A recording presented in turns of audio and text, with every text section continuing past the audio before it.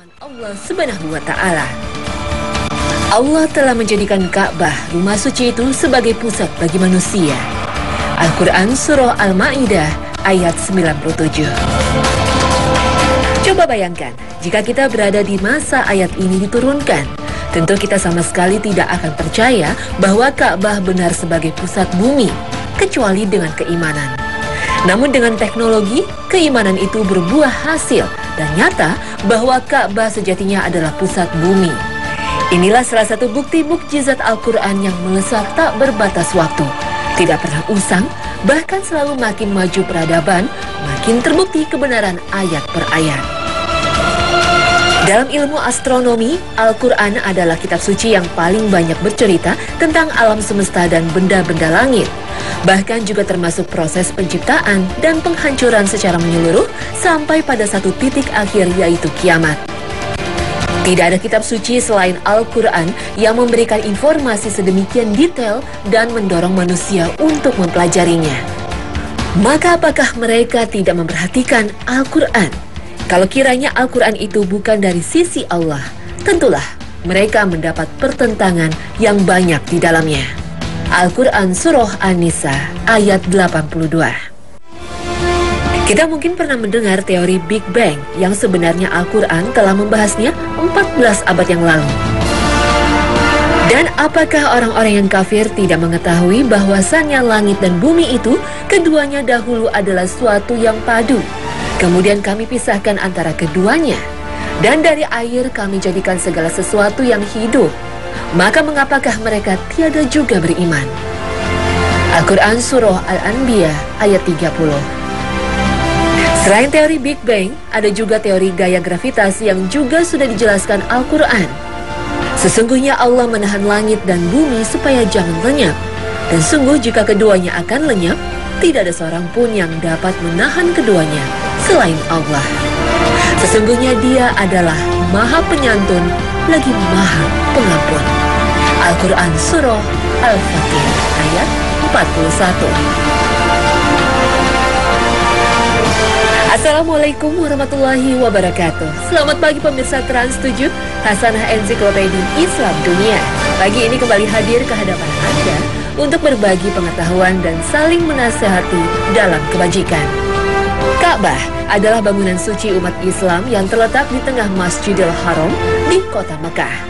Ka'bah merupakan bangunan yang dijadikan patokan arah kiblat atau arah sholat bagi umat Islam di seluruh dunia. Selain itu, Ka'bah juga bangunan yang wajib dikunjungi atau diziarahi pada saat musim haji dan umroh. Ka'bah disebut juga Baitullah atau rumah Allah dan Baitul Atiq atau rumah kemerdekaan. Allah Subhanahu wa Ta'ala berfirman, "Ya Tuhan kami, sesungguhnya aku telah menempatkan sebagian keturunanku di lembah yang tidak mempunyai tanam-tanaman di dekat rumah Engkau Baitullah yang dihormati. Ya Tuhan kami, yang demikian itu agar mereka mendirikan sholat. Maka jadikanlah hati sebagian manusia cenderung kepada mereka dan beri rezekilah mereka dari buah-buahan. Mudah-mudahan mereka bersyukur." Al-Quran Surah Ibrahim ayat 37. Bentuk Ka'bah yang dibangun pada masa Nabi Ibrahim sebenarnya berbeda dengan yang kita lihat sekarang. Pada zaman Nabi Ibrahim dan Nabi Ismail, Ka'bah terdiri atas 2 pintu dan letak pintunya terletak di atas tanah. Tidak seperti sekarang yang pintunya terletak agak tinggi. Bentuknya juga lebih panjang dengan memasukkan hijar Ismail di dalamnya. Hal ini seperti yang ditunjukkan oleh hadis yang diriwayatkan oleh Imam Bukhari yang diterima dari Ibu Aisyah radhiyallahu anha, bahwasannya Rasulullah Shallallahu alaihi wasallam bersabda, "Bukankah kau melihat kaummu ketika membangun Ka'bah, mereka memendekkannya dari pondasi-pondasi Ibrahim?" Maka aku Aisyah berkata, "Wahai Rasulullah, apakah kita tidak saja kembalikan pada pondasi-pondasi Ibrahim?" Nabi berkata, "Seandainya kaummu tidak baru saja kufur, niscaya aku lakukan." Hadis riwayat Bukhari. 5 tahun sebelum tahun kenabian, Mekah dilanda banjir hebat sehingga meluap ke Masjidil Haram dan dikhawatirkan sewaktu-waktu akan dapat meruntuhkan Ka'bah. Karena sejak zaman Nabi Ibrahim alaihissalam, Ka'bah dibangun dengan tumpukan batu dan tanpa pelekat tanah atau semen dan sejenisnya. Yang menarik dalam pembangunan Ka'bah, walaupun waktu itu merupakan era jahiliyah di mana banyak kejahatan dan kemungkaran terjadi, namun mereka tidak mau membangun Ka'bah kecuali dengan harta yang bersih dan halal. Hajar Aswad merupakan batu yang berasal dari surga. Orang yang pertama meletakkan Hajar Aswad adalah Nabi Ibrahim alaihissalam. Menurut sebuah riwayat, batu ini memiliki sinar yang terang dan dapat menerangi seluruh jazirah Arab. Namun semakin lama sinarnya semakin meredup dan sampai akhirnya berwarna hitam. Batu ini memiliki aroma wangi yang unik dan alami yang dimiliki sejak awal keberadaannya. Pada saat ini batu Hajar Aswad ditaruh di sisi luar Ka'bah sehingga mudah bagi seseorang untuk menciumnya. Adapun mencium Hajar Aswad merupakan sunnah Rasulullah Shallallahu Alaihi Wasallam karena beliau selalu menciumnya setiap melakukan tawaf. Pada masa Nabi Muhammad Shallallahu Alaihi Wasallam berusia 30 tahun, ketika itu beliau belum diangkat menjadi Rasul. Bangunan ini direnovasi kembali akibat banjir yang melanda kota Mekah. Ketika sampai pada saat peletakan Hajar Aswad, kaum Quraisy berselisih kira-kira siapa yang akan menaruh batu tersebut. Perselisihan ini nyaris menimbulkan pertumpahan darah. Akan tetapi dapat diselesaikan dengan kesepakatan bersama ketika menunjuk seorang hakim yang memutuskan siapa yang berhak meletakkannya, dan ternyata pilihan tersebut jatuh kepada Muhammad Sallallahu Alaihi Wasallam. Muhammad Sallallahu Alaihi Wasallam dengan bijak berkata kepada mereka seraya berkata, "Berikan kepadaku sebuah kain." Lalu didatangkanlah kain kepada beliau. Kemudian diambilnya Hajar Aswad dan menaruhnya dalam kain itu seraya berkata, "Hendaklah setiap kabilah memegang sisi-sisi kain ini, kemudian angkatlah bersama-sama." Mereka lalu melakukannya. Ketika telah selesai, maka Muhammad SAW menaruhnya sendiri dengan tangannya. Maka dengan pertolongan Allah Subhanahu wa Ta'ala, akhirnya peletakan batu Hajar Aswad selesai dilakukan tanpa ada perselisihan sedikit pun. Dalam sebuah penelitian diungkap bahwa Hajar Aswad merupakan batu tertua di dunia dan juga bisa mengambang di air.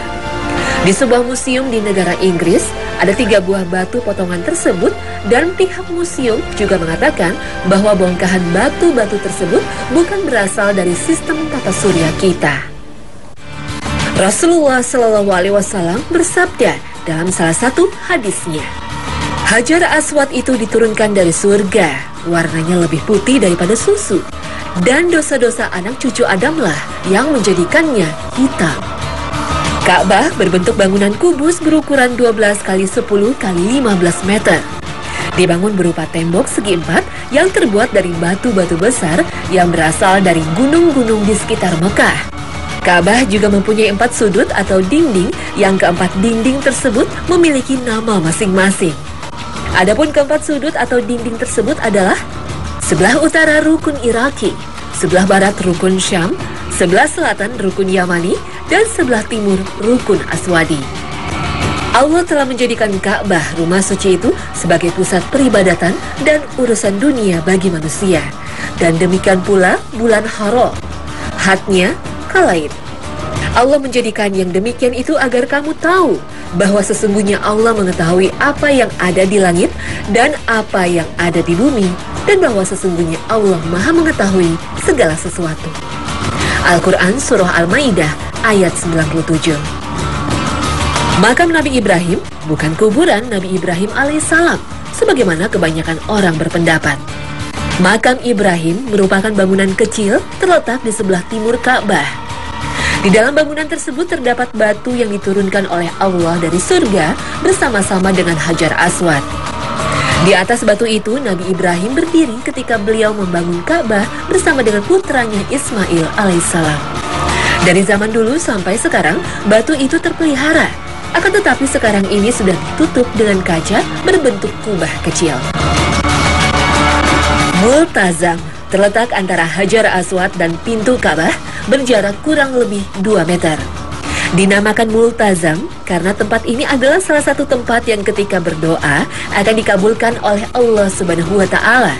Dan menurut riwayat, setiap muslim yang berkunjung ke sana diperintahkan untuk berdoa. Al-Quran adalah wahyu abadi yang bisa dijadikan pedoman bagi kehidupan manusia, sesuai dengan perkembangan zaman. Namun masih banyak di antara umat manusia yang jarang memperhatikan Al-Quran sebagai wahyu sepanjang zaman. Maka apakah mereka tidak memperhatikan Al-Quran? Kalau kiranya Al-Quran itu bukan dari sisi Allah, tentulah mereka mendapat pertentangan yang banyak di dalamnya. Al-Quran Surah An-Nisa ayat 82. Mempercayai isi Al-Quran rupanya masih sebuah perkara yang rumit bagi sebagian manusia saat ini. Beberapa bahkan mempertanyakan eksistensi surga dan neraka dalam sebuah wujud.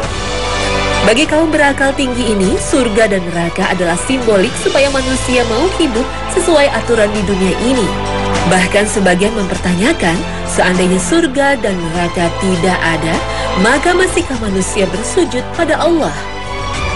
Sungguh, tidak ada yang patut disembah selain Allah. Karena sejatinya jin dan manusia diciptakan untuk bersujud kepada Allah. Sungguh, neraka itu ada dan memiliki ciri yang jelas. Bersifat membakar, berbahan bakar manusia pendosa. Mereka dikembalikan utuh setelah hancur untuk kembali dibakar. Dan mereka kekal di dalamnya. Dalam satu surah Allah berfirman, "Jangan demikian, niscayalah orang yang durhaka itu pasti akan dilemparkan ke dalam neraka Huttomah." Adakah engkau mengetahui apakah Huttomah itu?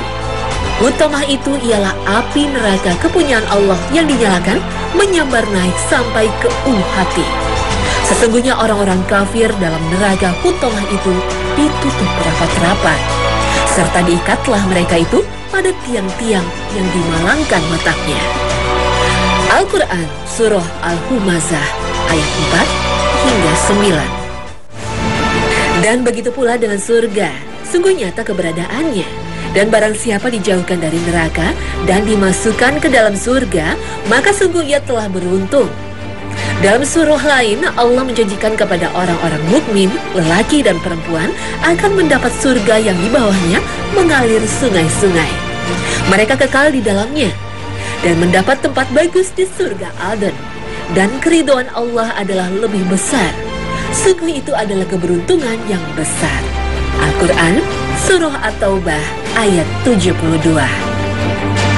Mempelajari Al-Quran sejatinya mempelajari kehidupan masa lalu, kehidupan saat ini, dan kehidupan yang akan datang. Kalau saja kita bisa percaya akan kebenaran masa lalu dari berita Quran, lalu mengapa kita menafikan kebenaran beritanya untuk masa depan? Sekali lagi, surga dan neraka adalah kenyataan, bukan sebuah simbol dan metafor kata-kata. Seperti zaman dulu ketika orang yang berpandangan sederhana percaya bahwa bumi sebagai poros alam semesta. Selama ribuan tahun mereka juga meyakini bahwa bumi sebagai pusat jagat raya. Paham ini disebut dengan paham geosentris yang dikemukakan oleh Claudius Ptolemus tahun 1400 sebelum Masehi. Allah Subhanahu wa Ta'ala berfirman, "Kamu lihat gunung-gunung itu, kamu sangka dia diam, padahal ia berjalan sebagaimana jalannya awan. Sesungguhnya Allah Maha mengetahui apa-apa yang kamu kerjakan." Al-Quran Surah An-Naml ayat 88. Menurut Imam At-Tabari, ketika ayat ini turun, banyak manusia dari golongan kafir Quraisy dan Yahudi yang kaget dan mengerutkan keningnya. Mengapa tidak? Bagaimana mungkin gunung-gunung yang jelas berdiri kokoh dikatakan berjalan? Apalagi berjalan laksana awan? Maka tidak mustahil banyak di antara kaum kafir Quraisy yang mencela dan mengolok-olok Rasulullah Shallallahu Alaihi Wasallam. Menurut pandangan mereka, apa yang tertera dalam Al-Quran itu sangat tidak masuk akal dan melawan pengamatan indrawi. Akan tetapi kaum muslimin yang benar-benar mengimani Allah dan Rasul-Nya serta meyakini kebenaran Al-Quran sebagai sumber kebenaran akan tetap mempercayainya. Sekalipun pengetahuan belum bisa menjangkau pernyataan Al-Quran yang sangat ilmiah pada waktu itu, mereka menyadari bahwa kebenaran ilmu yang mereka pegang terlalu naif bila dibandingkan dengan kebenaran ilmu Allah Subhanahu wa Ta'ala yang Maha mengetahui. Jika diperhatikan dengan seksama, nyatalah ayat tersebut secara tegas mengandung keterangan ilmiah tentang sebuah persoalan yang amat penting dalam sejarah ilmu pengetahuan. Sebuah revolusi ilmiah yang turut menentukan perkembangan sains dan teknologi masa sekarang, semacam revolusi ideologi ilmu pengetahuan. Sebagaimana yang terdapat dalam surah An-Naml ayat 88 tadi. Imam Ibnu Katsir mengambil satu kesimpulan yang terdapat dalam surah tersebut, bahwa sebenarnya bumi tidak diam. Pada waktu itu masyarakat awam percaya bahwa bumi tetap diam di tempatnya. Sedangkan yang bergerak adalah matahari, bulan, dan bintang. Teori ini jauh-jauh hari sudah ada sebelum Rasulullah SAW diutus ke dunia. Pada tahun 140 sebelum Masehi, Claudius Ptolemaeus mengatakan bahwa bumi adalah pusat alam semesta. Sebuah kedudukan yang sangat terhormat, akan tetapi Al-Quran menegaskan bahwa bumi berjalan seperti jalannya awan. Artinya bumi bukan hanya sekedar berotasi di tempat, melainkan betul-betul berpindah tempat dari satu titik ke titik yang lain. Maka dengan jelas sesuatu yang beredar mengelilingi sesuatu yang lain tidak dapat disebut sebagai pusat. Sebab yang namanya pusat pastilah statis dan tidak berpindah-pindah secara mutlak. Penelitian selanjutnya dilakukan oleh Galileo seakan memperkuat konsep heliosentrik. Observasi lain juga dilakukan lewat beberapa tokoh, sebut saja seperti Kepler dan Newton, juga Copernicus. Dalam perkembangan selanjutnya, teori ini menyebutkan bahwa matahari bukan sebagai pusat alam semesta, melainkan pusat galaksi Bima Sakti. Sementara Al-Quran menjelaskan dan memberikan pandangan terhadap konsep heliosentrik yang dikemukakan oleh para astronom tersebut. Dialah yang telah menciptakan malam dan siang, matahari dan bulan. Masing-masing beredar pada garis edar orbitnya. Al-Quran Surah Al-Anbiya ayat 33. Dan dalam ayat lain Allah berfirman, tidaklah mungkin matahari mendapatkan bulan dan malam pun tidak dapat mendahului siang. Masing-masing beredar pada garis edarnya. Al-Quran Surah Yasin ayat 40.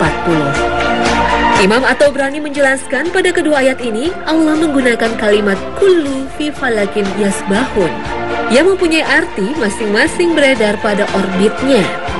Maka ada pelajaran penting yang dapat kita peroleh dalam ayat tersebut. Pertama, kedua ayat ini dengan jelas menyatakan bulan mempunyai orbit yang berbentuk elips dengan bumi sebagai titik fokusnya. Pada ayat ini Allah menjelaskan bahwa matahari juga ada orbitnya, beredar dan mengelilingi sesuatu. Dengan pengertian lain, teori heliosentrik Copernicus dengan tegas digugurkan oleh Al-Quran.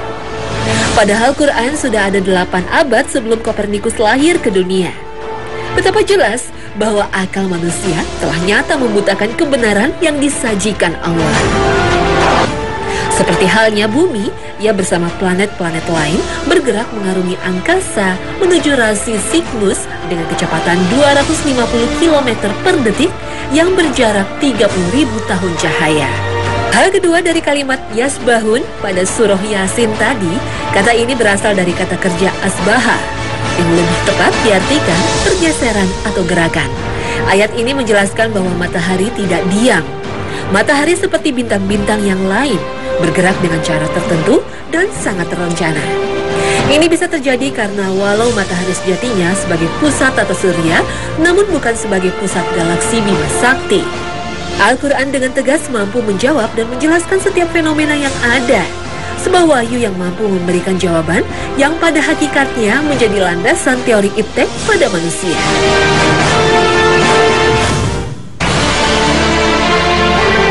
Allah Subhanahu wa Ta'ala memerintahkan manusia untuk mempelajari, memahami, dan mengamalkan apa yang terkandung dalam kitab suci Al-Quran. Di antaranya memahami penciptaan alam semesta agar manusia mengetahui betapa agungnya karunia Allah Subhanahu wa Ta'ala. Malam dan siang pada prosesnya diciptakan Allah sebagai karunia terbesar yang Allah berikan kepada hamba-hambanya. Akan tetapi kebanyakan manusia tidak menyadarinya. Sehingga banyak di antara manusia yang lupa terhadap manfaat dan berkah diciptakannya malam dan siang. Allah Subhanahu wa Ta'ala berfirman, dan kami jadikan malam dan siang sebagai 2 tanda. Lalu kami hapuskan tanda malam dan kami jadikan tanda siang itu terang, agar kamu menjadi kurnia karunia dari Tuhanmu, dan supaya kamu mengetahui bilangan tahun-tahun dan perhitungan. Dan segala sesuatu telah kami terangkan dengan jelas. Al-Quran Surah Al-Isra ayat 12. Tidak diragukan lagi, ayat di atas secara tegas menerangkan bahwa hikmah silih bergantinya siang dan malam bagi orang-orang yang beriman, yaitu untuk memberikan kesempatan kepada manusia dalam mencari keridhaan dan karunia-Nya pada siang hari. Bahkan dalam ayat yang lain, yakni surah Al-Fat ayat 29, Allah Subhanahu wa taala menerangkan tentang sifat-sifat Nabi Muhammad SAW dan para sahabatnya, di mana mencari karunia Allah pada siang hari adalah sebagai karakteristik orang-orang yang beriman. Hanya saja sebagian orang menyalahartikan karunia Allah Subhanahu wa taala. Mereka membatasi dirinya dengan batasan yang kurang ada manfaatnya, seolah-olah karunia Allah itu sempit. Karunia Allah difahami sebatas harta benda. Mereka tidak memikirkan bahwa karunia Allah sangatlah luas. Bukan hanya berkutat pada wilayah harta benda dan penghidupan saja. Banyak ciptaan Allah yang kalau kita renungkan semuanya akan menjadi karunia terbesar yang Allah berikan kepada kita. Karena semua makhluk telah ditetapkan rezekinya oleh Allah Subhanahu wa taala sesuai dengan porsinya masing-masing. Sebagaimana firman Allah Subhanahu wa taala, dan tidak ada satu binatang melata pun di bumi melainkan Allah lah yang memberikan rezekinya, dan Dia mengetahui tempat berdiam binatang itu di persembunyiannya. Semuanya tertulis dalam kitab yang nyata, Lauh Mahfuz. Al-Quran Surah Hud ayat 6. Allah Subhanahu wa taala menjadikan malam sebagai waktu istirahat dan siang sebagai waktu untuk mencari penghidupan atau mencari rezeki yang Allah ridhoi. Sebagaimana firman Allah Subhanahu wa taala, وَجَعَلْنَا اللَّيْلَ لِبَاسًا وَجَعَلْنَا النَّهَارَ مَعَاشًا